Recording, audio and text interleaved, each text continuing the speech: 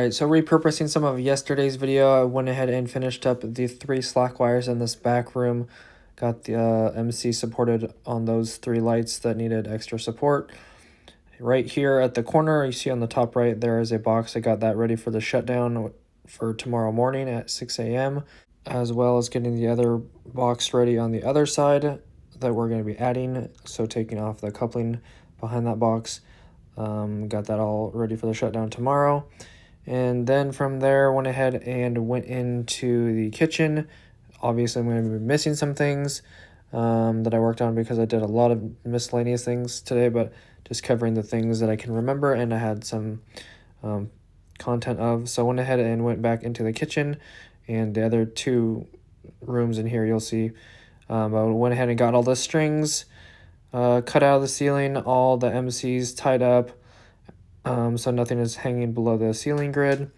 Closed up some boxes.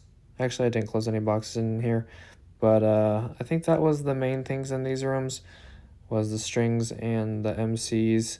Also got some fire alarm, some temporary fire alarm out of the above the grid, and then also some fire alarm wire off of the sprinkler pipe that was just sitting there. Tidied up another low voltage wire for the aux sensor, and then went ahead and put on this cover. And you might say, what's the big deal? You threw on a two gang blank onto the wall. Well, actually it was a single gang that I drilled out into a double gang, so I tapped all 4 holes on the mud ring, which barely worked out. And then prepping for tomorrow's shutdown, went ahead and got my personalized lock, if you know you know, which is my initials.